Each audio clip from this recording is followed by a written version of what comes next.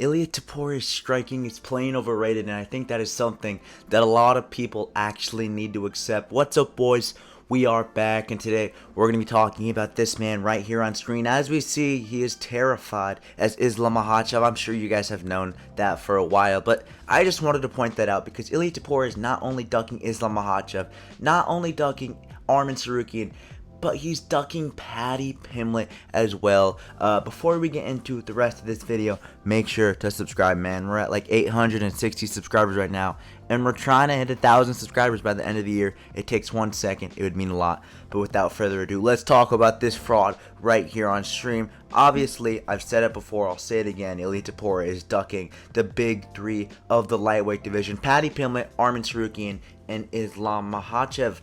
And I want to talk about this matchup first, because this matchup is certainly an interesting one. Not really. I think most people agree that this would be a pretty one-sided affair. I think most people would agree that Paddy Pimblett would probably run past Ilia Topuria within a matter of seconds, rounds I should say, not seconds obviously. But I think Paddy Pimblett is just a way better striker. I mean, look, Paddy Pimblett. Oh wait, wrong one. Paddy Pimblett. He has some of the best striking, the slickest striking, the quickest striking in the lightweight division, dude. You see right here, he's piecing up Michael Chandler. Who does that to Michael Chandler, man? The last time I seen Michael Chandler get done this bad, dude. I mean, Charles didn't do Michael Chandler that bad. I'll tell you what, like Tony Ferguson didn't do Michael Chandler that bad. Dustin Poirier didn't do Chandler that bad. But you want to know who did do Chandler that bad? Paddy Pimblett. And it's time to start talking about this matchup, guys, because Paddy Pimblett, I do believe that he is the clear-cut #1 contender in the lightweight division. I don't believe that is really a topic anymore. I don't think that's something to debate about. I think most people would agree that Paddy Pimblett should be next in line for the title. I think what Paddy Pimblett has done in the UFC, picking up wins over guys like King Green. King Green's a great win, dude. Michael Chandler, great win. Tony Ferguson, elite win. He's picking up all these elite wins to fighters in their prime.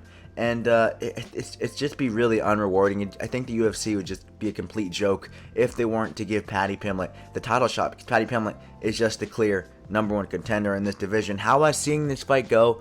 Ilia Topuria versus Paddy Pimblett. I just think that this fight, it would be pretty one-sided, dude. I can see Paddy Pimblett just piecing up Ilia Topuria early on, and the only way Ilia Topuria has a relative chance of winning this fight is just a fluke overhand, dude. A fluke kick, a fluke head kick maybe, dude. Maybe a fluke overhand. Ilia Topuria, we've seen it before. We know he doesn't have power in his hands. Ilia Topuria is not that type of guy who's going to knock you out in one shot. Paddy Pimblett is. Paddy Pimblett has flatlined fighters. He's flatlined fighters like Michael Chandler, like Tony Ferguson, like King Green. He had King Green looking like an absolute dummy out there at UFC 304, I believe. And it's just going to be a matter of rounds, dude. I'd say Paddy Pimblett, I won't even say the first round. I think that's keeping it generous. If I were to say Paddy Pimblett would get it done in the first round, that's what I truly would believe, you know. But I'll be generous. I'll say that Paddy Pimblett is going to get this in the second round. Maybe Ilia Topuria is decent enough to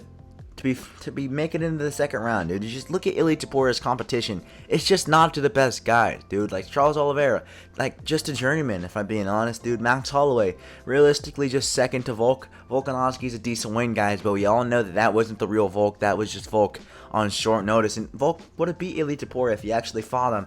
Ilia Topuria is facing overrated competition, and when he steps in there with someone who is in his prime like Paddy Pimblett, it's not going to end very well for Ilia Topuria. I mean, Paddy Pimblett, I believe, will submit Ilia Topuria. Ilia Topuria has zero ground game, guys. Ilia Topuria does not have any ground game. He has no experience in jiu-jitsu. I'm sure the kid's a white belt in jiu-jitsu or something. Meanwhile, Paddy Pimblett, in my opinion, one of the most decorated jiu-jitsu artists in MMA history. I believe Paddy Pimblett is just elite. He is just elite in the grappling. His striking, don't even get me started on Paddy Pimblett's striking. Some of the best we've ever seen. And it would be a really one-sided affair. I hope the UFC makes this matchup just so a lot of people would be proven wrong, you know, in terms of Ilia Topuria, man, he's a marauder, he's going to knock out everyone. No, he's not. If you are a hardcore like me, I'm an actual hardcore, guys, you know, you would know that Paddy Pimblett would probably slump Ilia Topuria within 2 rounds. I mean, look at the height differential. That is something that is for a complete other video, but I can make a whole different video just talking about the height difference, because that is something very blatant that Paddy Pimblett could definitely exploit. But Ilia Topuria wouldn't last against Paddy Pimblett. You want to know what else he wouldn't last against? Islam Makhachev, brother. If you actually think that Ilia Topuria lasts, I mean, if I'm saying Paddy Pimblett's going to get Ilia Topuria out of there in mere seconds, well then I got to say that Islam Makhachev is going to get Ilia Topuria out of there without even getting him in there.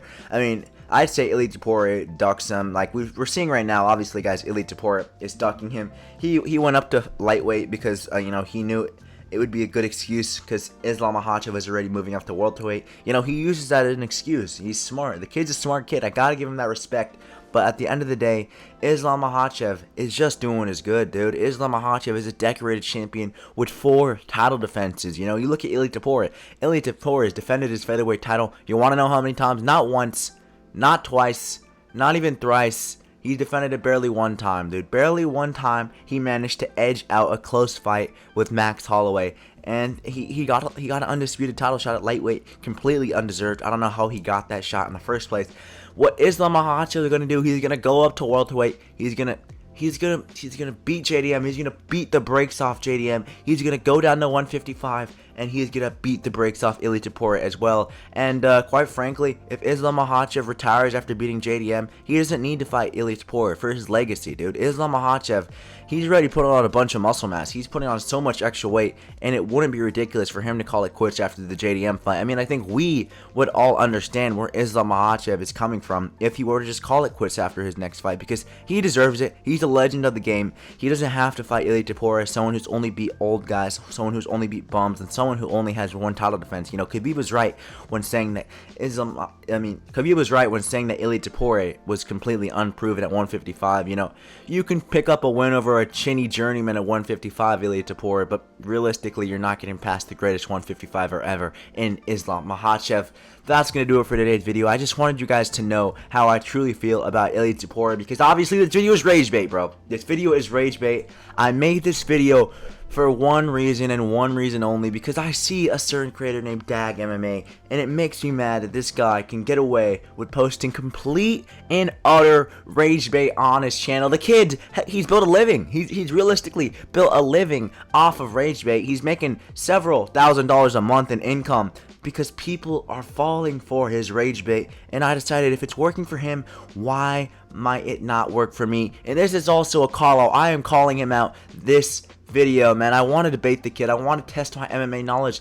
I want to test his MMA knowledge as well, and I think once he steps into the octagon with a real hardcore like me, his lights are going to go out, dude. I'm the hardest hitting 145 pounder. When Dag MMA rage baits, it makes people mad. When MMA Outpost rage baits, they freaking crash out. At the end of the day, guys, make sure to comment on Dag MMA's videos below.